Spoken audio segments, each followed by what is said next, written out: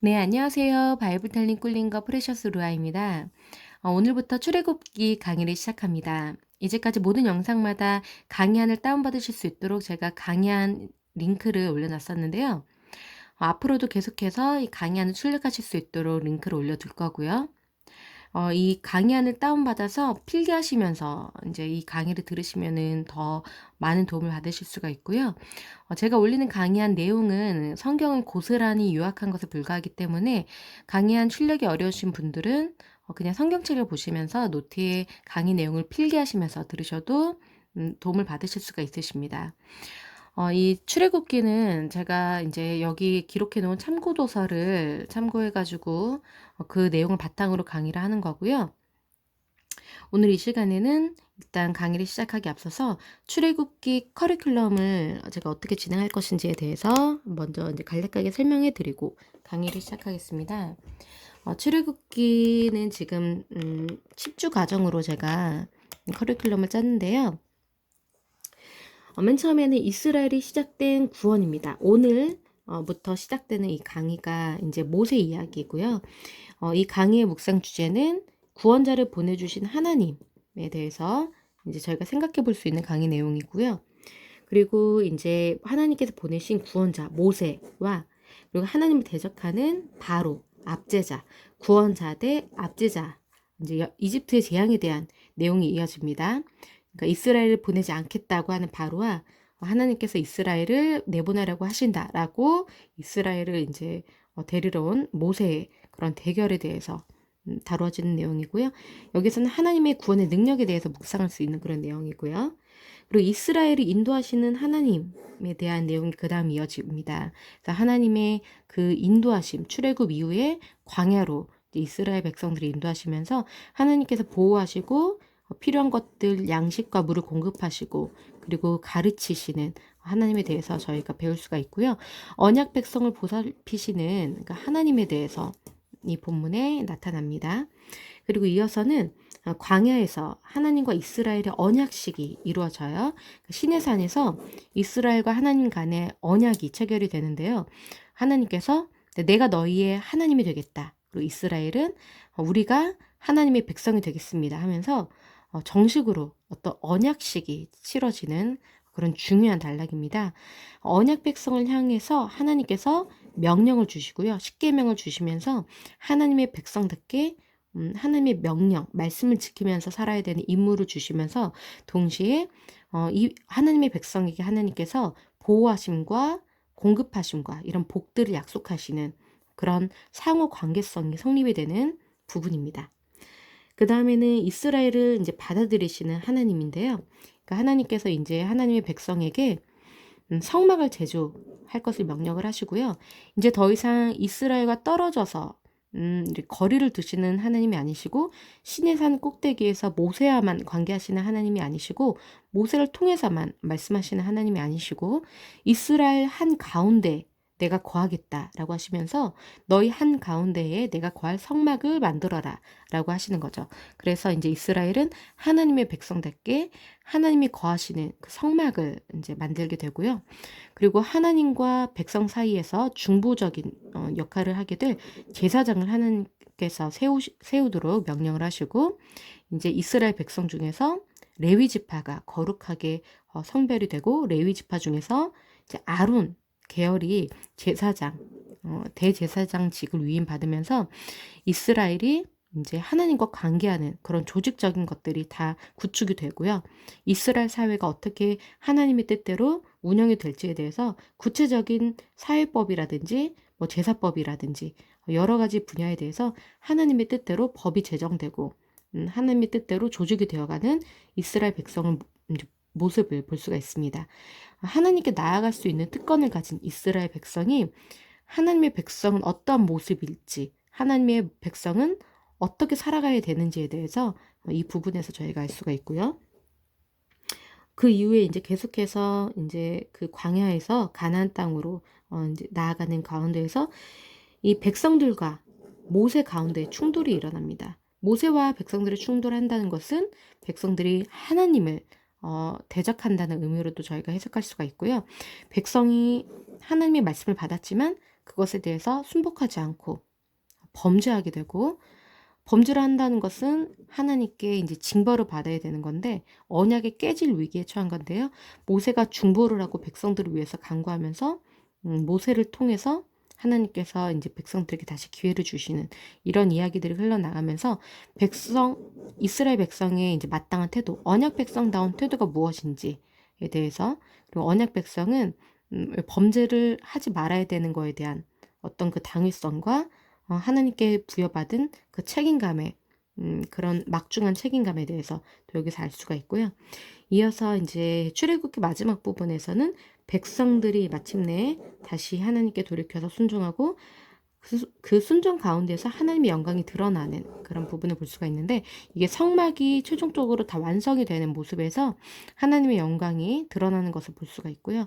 그러니까 하나님의 말씀을 그대로 준행하는 언약 백성의 모습 가운데서 하나님의 영광이 드러난다는 것을 출애굽기 마지막에서 이제 보여주면서 이제 매듭이 지어집니다.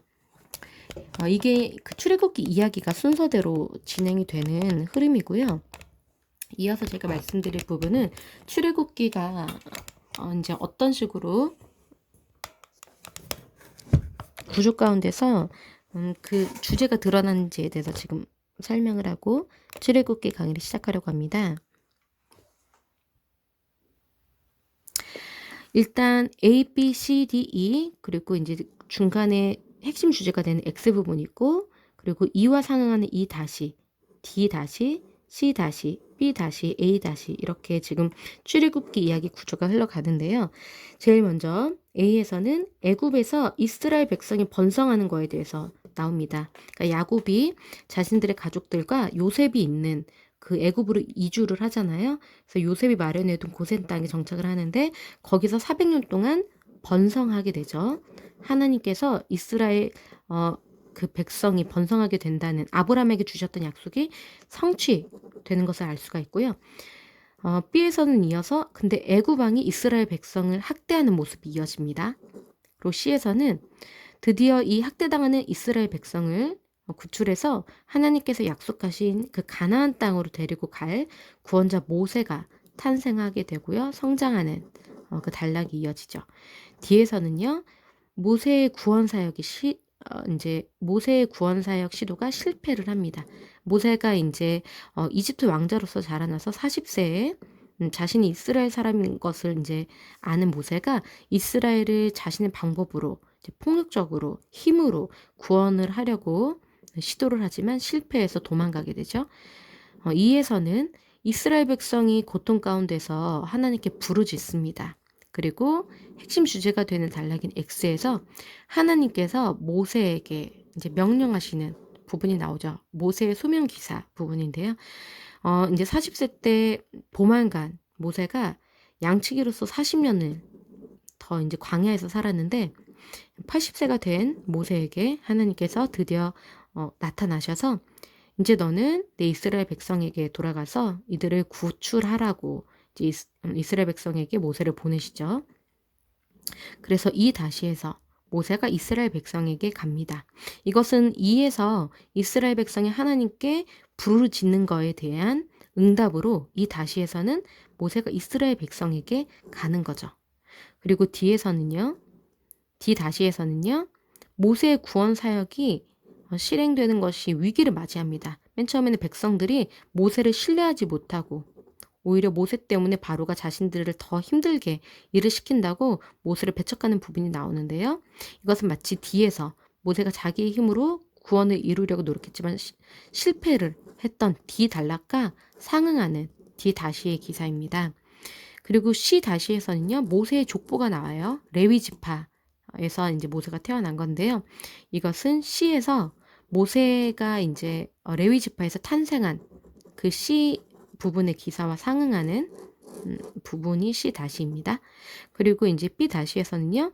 애굽 왕이 모세에게 하나님의 그 메시지를 전달받고도 이스라엘 백성을 보내지 않겠다고 이제 고집을 피워서 하나님께 10가지 재앙을 당하죠.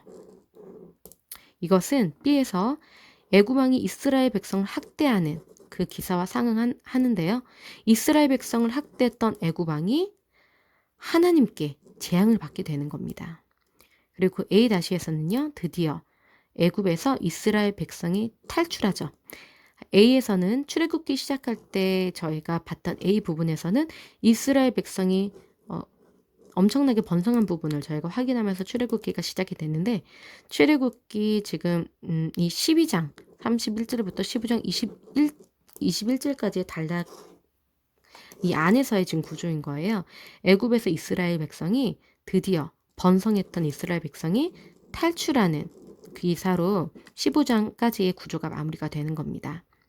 이 핵심에는 하나님께서 모세를 통해서 이스라엘을 구원하시려고 하는 그 계획이 실행되기 시작한 이후로부터 급격하게 지금 상황이 역전이 되는 것을 이 전체 구조 안에서 저희가 확인할 수가 있습니다. 이 가나안 땅에 아브라함이 여기 친척 아비집을 떠나서 가나안 땅으로 이주를 했잖아요. 그리고 여기서 약속대로 하나님께서 후손과 땅에 대한 약속을 주셔서 이제 가나안 땅으로 이주를 했는데, 가나안 땅에서 아들 이삭을 낳았죠. 그리고 그 아들 이삭은 쌍둥이 에서와 야곱을 낳았고, 그 중에 약속의 자식인 그 야곱이 이제 가나안 여인들과 결혼하지 않고 이제 그 고향 땅으로 찾아가서 이 바다나라 이곳에서 이제 번성을 하는데 12명의 아들 낳아서 20년 뒤에 다시 가나안 땅으로 돌아옵니다.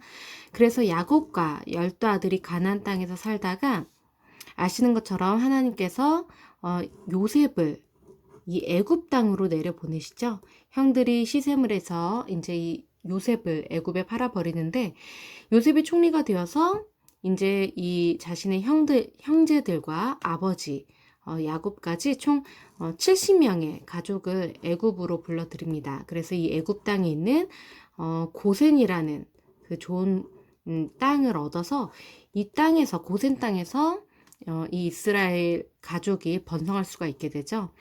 야곱이 혼자 바다나람으로 가서 이제 12명의 아들을 낳아서 돌아올 때는 17명이 귀환을 했었어요. 가나안 땅으로.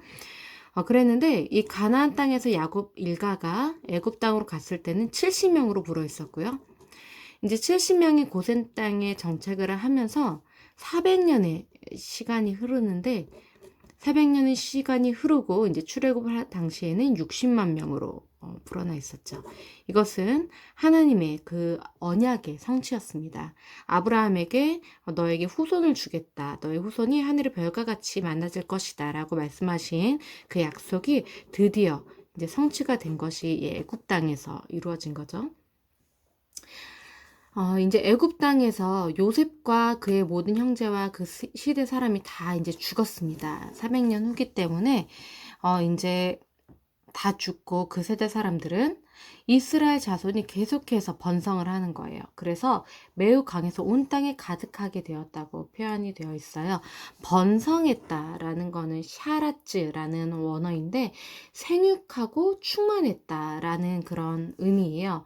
그러니까 천지 창조 때에 동물들을 하나님께서 창조하셨을 때에 그때 쓰였던 단어이고요. 그리고 개구리 재앙 때 개구리가 그 애굽 땅을 뒤덮었다, 번성했다라고 했을 때도 이 단어가 사용이 되는데, 하나님께서 약속하신 후손을 번성시키겠다라고 하신 그 약속의 성취라는 거고요.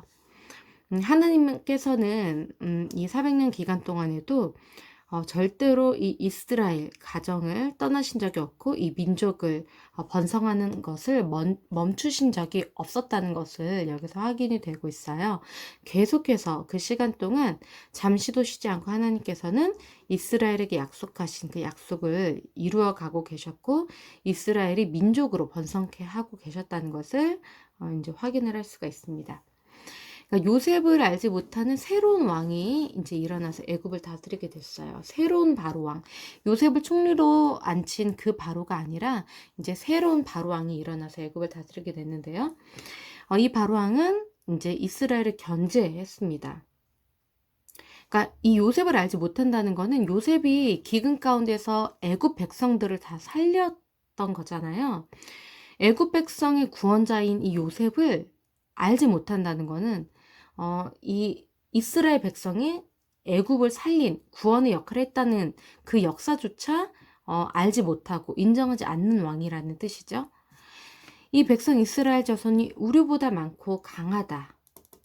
이거는 하나님의 때가 이제 도래했다는 거죠. 이것을 바로가 감지해서 이제 두려워하기 시작했던 거고요. 그 이제 두려움을 없애는 방법으로 이스라엘 백성을 압제하고 죽이는 것으로 지금 일을 시작하려고 하는 거죠. 이거는 지금 이스라엘 백성 입장에서는 굉장히 위기이고 고난의 상황이 닥치는 건데, 이 상황 때문에 하나님의 구원이 이제 드러날 수가 있게 되는 거예요. 하나님께서 구원을 하시려면은 이 사람들이, 이스라엘 백성들이 스스로를 구원할 수 없는 상황이어야 하는 거고, 그래야지만 하나님의 구원의 능력이 드러날 수가 있는 거고요. 그래야지만 하나님께서만이 홀로 영광을 받으실 수가 있게 되는 거고, 이스라엘 사람들이 하나님을 경험하게 되는 거고요. 하나님을 찬양할 수가 있게 되는 거고, 하나님의 백성이 되고 하나님을 섬기는 민족이 될 수가 있는 거죠. 하나님의 뜻은 이스라엘이 번성하는 거였는데, 지금 이 바로왕은 이 하나님의 뜻을 반대하고 반역을 하는 계획을 세우는 거예요. 자, 우리가 그들에 대하여 지혜롭게 하자. 그들이 더 많아지면 전쟁이 일어날 때 우리의 대적과 합하여 우리와 싸우고 이 땅에서 나갈 수 있으니 두렵다라고 지금 생각을 하고 있어요. 자, 우리가 이렇게 하자고 지금 그러니까 하나님에 대한 하나님의 뜻을 거스르는 그런 계획을 세우고 있는 건데, 이것은 마치 바벨탑에서 사람들이 자, 우리가 하나님의 뜻을 거슬러서 탑을 세우자라고 했던 그 문장 구조와 비슷하게 시작이 되고 있어요. 그러니까 지금 자신들의 제국, 애굽 제국이 위협을 받는다고 생각을 해서 자신의 지혜와 자신의 방법으로, 즉 폭력적이고 압제적인 그런 권력을 발휘하는 전쟁을 일으키는 그런 인간의 계획으로 이스라엘을 지금 압제하고 번성을 지금 억누르려는 시도를 하고 있는 거죠. 그들이 더 많아지면 안 된다. 그러니까 많아진다는 거는 생명을 뜻하는 거잖아요. 생명이 계속해서 탄생하면서 생명이 이제 번성하게 되는 건데, 이것과 반대되게, 즉 죽음의 계획을 세우고 있는 거예요. 계속해서 생명이 탄생하는 이스라엘을 압제하기 위해서 그들을 죽이자는 거죠. 이것은 마치 바벨탑을 통해서 생명이신 하나님께 대적하면서 죽음의 심판을 초래케 하는 그 바벨탑 사건과 유사한 그런 반역의 태도로 보이고 있는 거죠. 전쟁이 일어날 때 이스라엘 백성들이 너무 수가 많아지면 이스라엘 백성이 이제 자신들의 노예이고 자신들을 섬기는 민족인데, 우리의 대적과 이제 연합을 해서 우리를 이제 대적을 하면은 이 땅에서 나가버릴 수가 있다는 거죠. 그러니까 바로는 지금 다수를 굉장히 지금 경계를 하고 있어요. 그런데 하나님의 계획은 한 사람을 사용하시는 거거든요. 한 사람 아브라함을, 한 사람 노아를, 한 사람 모세를 통해서 하나님은 자신의 뜻을 이루시는데, 사람의 생각으로는, 인본적인 시각으로는 사람들이 막 불어나니까 자신들을 제압할 수가 있다고 생각을 하는데, 결국에는 이 한 사람 모세 때문에 출애굽이 일어나게 되는 아이러니한 상황이 벌어지게 되는 것을 우리는 알 수가 있죠. 이 땅에서 지금 이스라엘 백성들이 나가버릴까봐 두려워하고 있는 거거든요. 이스라엘의 수가 불어나면서 애굽을 섬기게 되면서 애굽의 경제 기반을 구축하는 아주 중요한 역할을 했다는 것을 알 수가 있어요. 그 당시는 노동력이 곧 경제였기 때문에 수많은 이스라엘 백성들이 노동력을 제공함으로써 애굽의 경제가 세워지고 이제 애굽 제국이 튼튼해지는 결과가 이제 이루어졌다는 거죠. 그래서 지금 이렇게 두려워해서 바로왕이 감독들이 이스라엘 백성 위에 세우고 그들에게 무거운 짐을 쥐어 괴롭게 하여 그들에게 바로를 위하여 국고성 비동과 라암셋을 건축하게 합니다. 괴롭게 했다고 나오고 있어요. 그러니까 하나님께서의 약속을 성취하신, 그 번성하게 해주신다는 약속이 성취가 됐잖아요. 그 대가가 바로 이제 고난을 받는 결과가 초래가 된 거고요. 그리고 또 한 가지 이루어지지 않은 아직 그 약속, 이제 땅을 주신다는 약속 아직 이루어지지 않았잖아요. 그것이 이루어지게 되기 위해서 지금 이렇게 괴롭게 이제 고난을 당하는 그런 과정을 이스라엘 백성들을 겪게 되고 있는 거예요. 즉 이제 애굽에서 이제 이렇게 고난을 받는 이유가 하나님의 약속이 성취되었기 때문이기도 하지만 하나님의 또 하나의 약속이 성취되게끔 되는 그런 과정이었다는 거죠. 만약에 지금 이스라엘 백성들이 요셉 시대에 받은 그 고센 땅에서 좋은 땅을 받아서 지금 번성을 하고 있었고 번성이 되었잖아요. 이 과정 가운데서 고난이 없었다고 한다면 바로 왕이 계속해서 대를 이어서 이스라엘 백성들에게 선대를 하고 긍휼을 베풀고 지원을 해주어서 이스라엘 백성들이 잘 먹고 잘 살았다고 한다면 이스라엘 백성들이 이 땅을 떠날 이유가 없죠. 고센 땅을 얻었는데 새로운 가나안 땅, 미지의 땅을 향해서 이 시대 사람들은 모르는 가본 적이 없는 그 땅을 향해서 굳이 이제 고센 땅, 애굽 땅을 벗어날 일이 없었다는 거죠. 그렇다고 한다면 이 세계 모든 민족 가운데서 하나님의 백성으로서 복의 역할을 하는 그런 복을 누릴 수가 없었다는 거고요. 고센 땅에서 잘 먹고 잘 살았겠지만 이스라엘은 결국에는 자신들의 땅을 얻지는 못했겠죠. 그냥 잘 먹고 잘 살다가 죽는 세계 모든 민족 가운데서 이제 두드러진 어떤 탁월한 민족이 될 수도 없는 그저 그런 수준에서 이제 머물러 있었을 텐데 이런 고난을 통해서 정말 하나님을 붙들 수밖에 없게 되고 하나님의 구원을 경험할 수밖에 없게 돼서 하나님이 약속하신 가나안 땅으로 출발하는 모험을 감행할 수 있는 지금 배경이 주어졌다는 거죠. 이스라엘 백성들이 학대를 받을수록 더욱 번성해서 애굽 사람들이 근심하게 됐다고 합니다. 그러니까 학대를 받았다는 거는 괴롭히고 짓밟혔다라는 거거든요. 그런데 계속해서 아이러니하게도 학대를 받고 괴롭히고 짓밟았는데 계속해서 죽지 않고 번성하는 거예요, 오히려. 그러니까 도저히 사람의 힘으로는 하나님의 뜻을 막을 수 없다는 것을 저희가 알 수가 있죠. 하나님의 계획과 언약, 그의 행하심은 그가 하시고자 하는 것은 사람의 힘으로, 사람의 방법으로는 도저히 막을 수가 없다는 거죠. 이렇게 애굽 사람들이 이스라엘 백성들을 압제했잖아요. 하지만 결국에는 이걸 통해서 광야로 가서 하나님을 섬기는 그 장소로 이동을 해서 이스라엘 백성들이 이제 더 이상 이렇게 국고성 비동과 라암셋을 건축하면서 애굽을 섬기지 않고 이제 하나님을 섬기는 곳으로 이동해서 하나님을 위해서 성막을 건립하는, 성막을 건축하는, 그래서 성전을 건축하는 그런 하나님을 섬기는 민족으로 거듭나게 됐다는 것을 저희가 또 알 수가 있죠.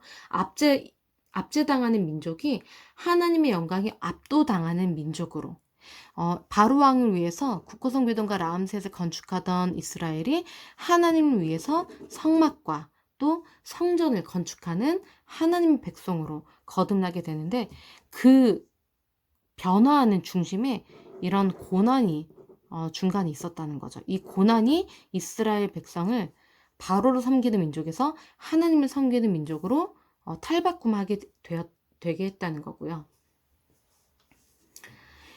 그래서 이렇게 지금 고난 가운데서도 번성하였고 그것 때문에 애국 사람이 근심하였다는 이런 흐름은 마치 초대교회에서 정말 그 복음의 핍박받고 이제 배척받았지만 계속해서 복음은 번져나가고 교회는 죽지 않고 없어지지 않고 계속해서 교회는 확산되어져 가는 그것과 일맥상통한 모습을 볼 수가 있어요.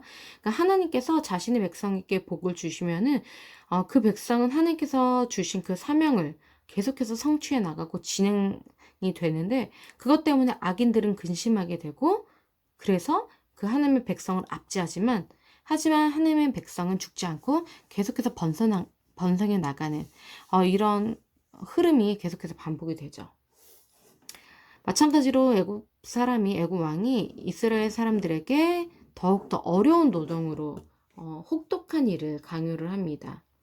여기서 나오는 노동이 서비스, 섬기다, 예배하다라는 뜻인데 이제 바로를 위해서 노동하던, 바로를 예배하던 사망에 놓인 이 민족이 하나님께 서비스하는, 하나님을 섬기는, 하나님을 예배하는 하나님의 민족으로 이제 거듭나게 된다는 거죠.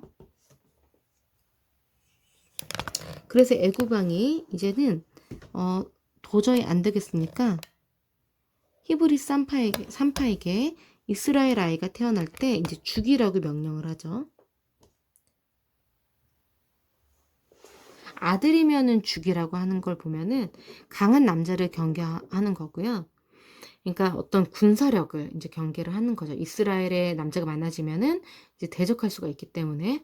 그런데 바로의 예상과는 달리 하나님께서는 오히려 연약한 여인을 통해서 하나님의 구원의 역사를 이루어 나가시죠. 산파들이 하나님을 두려워해서 애굽 왕의 명령을 어기고 남자아이들을 살리죠. 추궁하는 애굽 왕에게 히브리 여인은 애굽 여인과 같지 않아서 건장해서 도착하기도 전에 해산을 했다고 말을 하면서 아이들을 죽이지 않고 살려주는 겁니다. 그러니까 산파들은 이 바로 왕을 두려워하지 않고 하나님을 두려워해서 바로의 명령이 아니라 하나님의 명령을 따른 거죠. 그러니까 하나님께서 그 산파들에게 은혜를 베푸십니다. 그래서 그 백성은 계속해서 번성을 할 수 있게 되었고요. 매우 강해지게 된 거죠. 이 산파들이 하나님을 경외하였다. 하나님을 두려워해서 하나님을 섬기고 하나님의 말씀을 들었기 때문에 하나님께서는 그 산파들의 집을 흥왕하게 해주시면서 복을 주셨습니다. 그러니까 바로의 그 큰 집을 세우기를 거부한 이 여인들의 집안을 하나님께서 세우셨다라는 거죠. 그러니까 바로의 명령을 듣지 않고 하나님의 명령 을 이제 듣고 순종한 여인들에게 하나님께서 하나님의 백성을 흥왕하게 하는 데 큰 역할을 한 이 산파들에게 하나님께서 이 여인들의 집을 흥왕하게 하셨다는 겁니다. 하나님의 뜻을 세우니까 하나님께서 이 여인들의 집을 세워주셨다라는 거죠.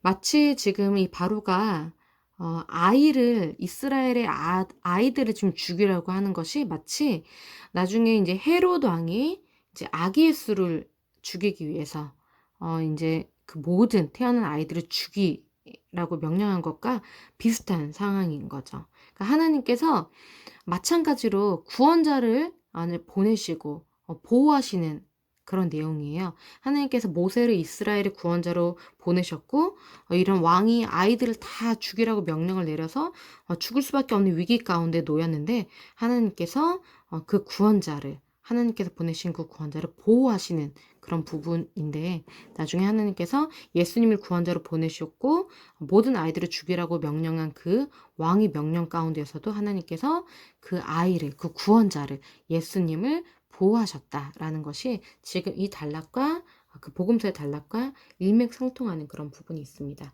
그러니까 생명의 주관자, 죽음의 주관자는 바로가 아니라 권력자가 아니라 헤롯도 아니고 바로 하나님이심을 저희가 이 본문에서 알 수가 있죠.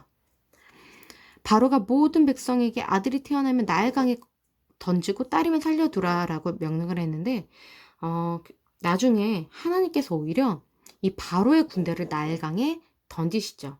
출애굽기 15장 4절 5절에 보면은 하나님께서 애국 군대를 홍해에 던지셨다라고 이제 기록이 되어 있는데 하나님께서 이렇게 하나님의 뜻을 대적하는 자에게 고스란히 갚아주신다라는 것을 또 알 수가 있고요.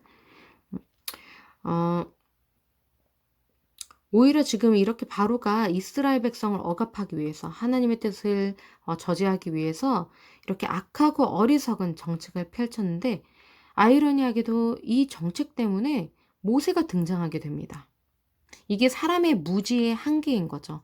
이스라엘이 자신을 대적해서 애굽을 탈출하면 어쩌지 하고 얘네를 다 죽이자라고 정책을 세웠는데 오히려 이 정책 때문에 모세 엄마가 모세를 강에 이렇게 놓아둬서 그것 때문에 바로의 공주가 모세를 발견하게 돼서 양자를 입양해서 키우게 되고 이 사건을 통해서 모세가 이집트의 왕자로 길러져서 나중에 광야로 이동을 해서 거기서 훈련이 되어서 이스라엘의 구원자로 돌아오게 되잖아요. 이 모든 시작점이 바로의 악한 이 계획이 확장돼서 바로에게 돌아오게 된 거죠. 이게 사람의 무지의 한계고, 사람이 아무리 자신의 능력과 지혜로 하나님의 뜻을 저지하려고 하고 대적하려고 해도 결국에는 하나님을 이길 수 없고 하나님의 뜻에 속수무책으로 당할 수밖에 없고 심판받을 수밖에 없다는 것을 이 바로를 통해서 저희가 또 알 수가 있습니다. 이렇게 바로의 통치 아래에서 고통당하면서 스스로 구원할 수 없는 이스라엘이 하나님을 의지할 수밖에 없었잖아요. 그래서 애굽으로부터 구원을 받게 되죠.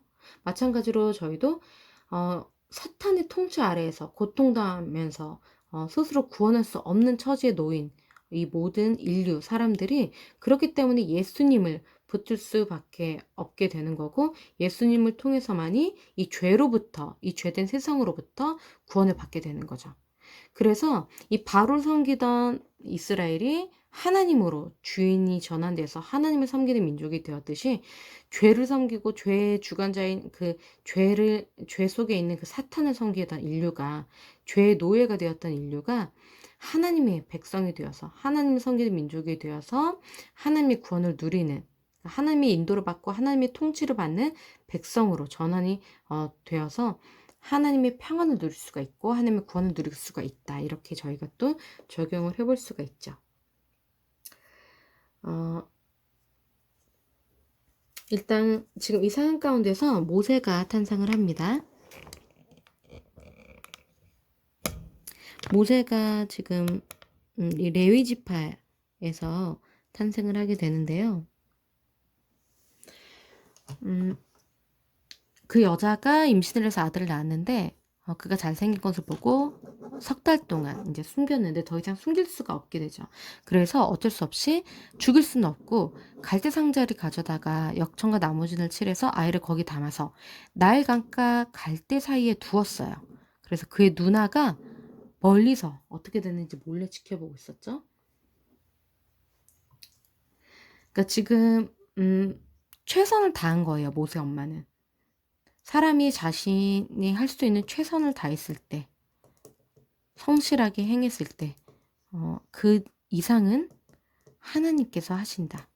하나님의 섭리의 은혜가 모든 것을 완성시키신다는 거죠. 지금 굉장히 부서지기 쉬운, 뒤집히기 쉬운 이 정말 연약한 갈대 상자에 담겨진 아이가 하나님의 구원의 그 계획을 이루는 시작점이 되는 거고, 그 구원자라는 거죠. 하나님의 그 계획은 지극히 작은 것, 작은 한 사람, 이 정말 죽기 쉬운 한 아이에서부터 시작이 된다라는 것을 우리가 알 수가 있죠. 마치 지금 이 갈대 상자 안에 담긴 한 아이는 이 세계를 가득히 덮은 노아의 그 홍수 심판 가운데에 뜬 작은 노아의 방주 를 연상시키기도 해요. 노아의 방주 안에 있는 6사람, 굉장히 지극히 미약한 그들을 통해서 이 인류가 번성했듯이 정말 이 작은 갈대 상자 안에 담긴 연약한 아기를 통해서 이 60만 명의 이스라엘 백성들이 출애굽이 되고 강한 하나님의 백성으로 이제 준비될 수가 있는 거죠. 아무도 예상하지 못한 시작점이었어요. 하나님의 섭리가 이제 계속해서 진행이 되는 거죠. 바로의 딸이 목욕을 하러 나왔다가 이것을 보는 거예요. 이 갈대 상자를 열어보니까 아이인 거예요. 히브리 사람이 아기이다.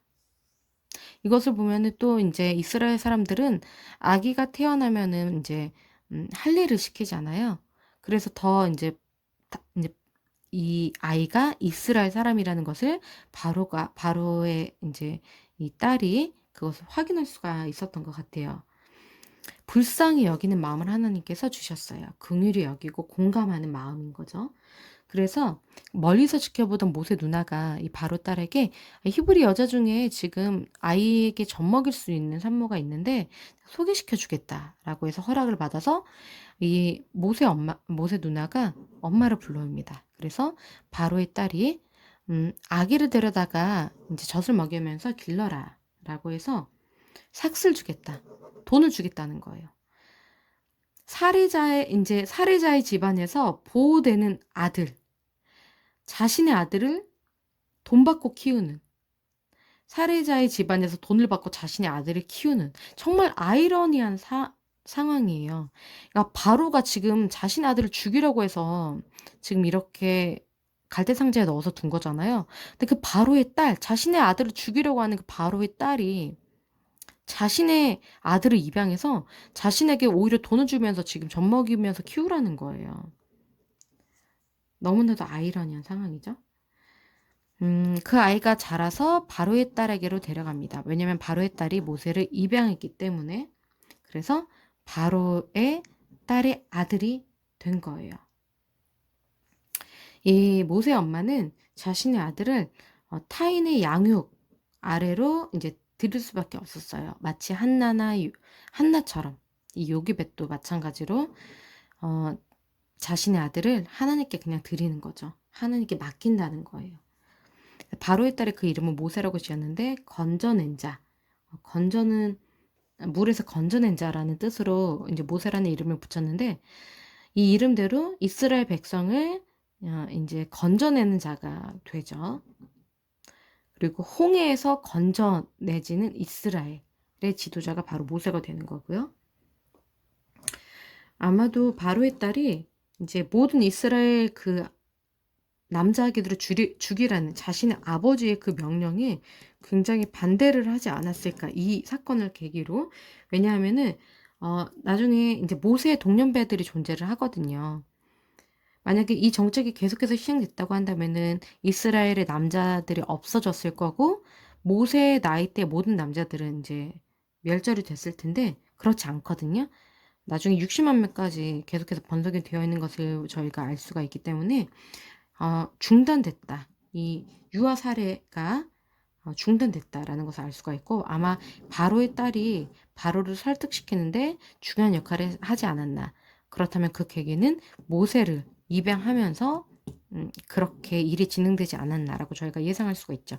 그렇다고 한다면 모세는 태어나서부터 그 존재 자체로 이 이스라엘 모든 민족들을 구원해낸 그런 존재가 된 거죠. 자신의 의도와는 상관없이. 정말 모세는 이스라엘 백성을 하나님께서 구원하시고 보존시키시기 위해서 특별히 하나님께서 보내신 아이라는 것을 저희가 또 확인할 수가 있어요.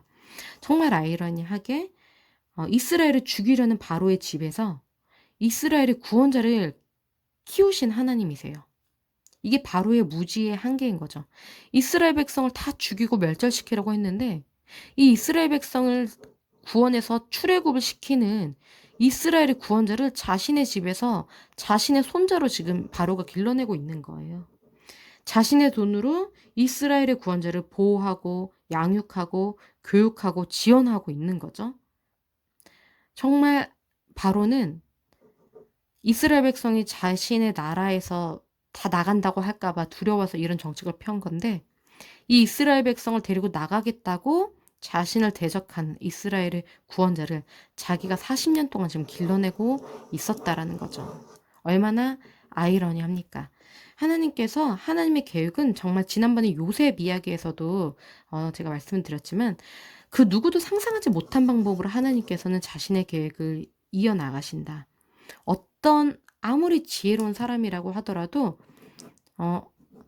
사람이 정말 대단한 지혜로 계획한 플랜에서는 도저히 나올 수 없는 결과, 그거를 초월하는 그 결과를 하나님께서 이끄시는데 그거는 사람이 누구도 예상하지 못한 방법이고요.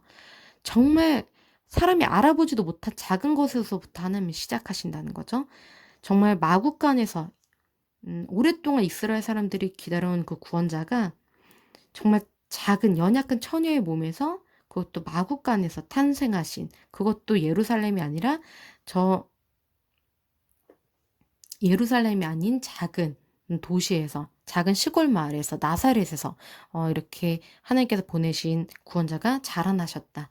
이런 것들은 그 누구도 예상하지 못하고 알아보지 못하는 거거든요. 하지만 그분이 예수님이셨듯이 지금 바로도 갈대 상자의 노예, 자신의 딸이 입양한 그 작은 이스라엘 한 아이가 이스라엘을 마침내 40년 뒤에, 80년 뒤에 자신의 나라에서 데리고 나가는, 자신의 가장 두려워했던 그 상황을 일으키는 이스라엘의 구원자였다라는 것을 정말 예상하지 못했다는 거죠. 하나님의 계획은 사람의 지혜와 상상을 초월한다.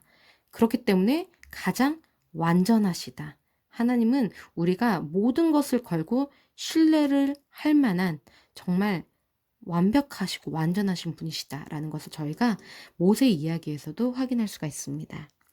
네, 오늘은 여기까지 하고요. 다음 시간부터 계속해서 모세 이야기를 이어나가겠습니다. 감사합니다.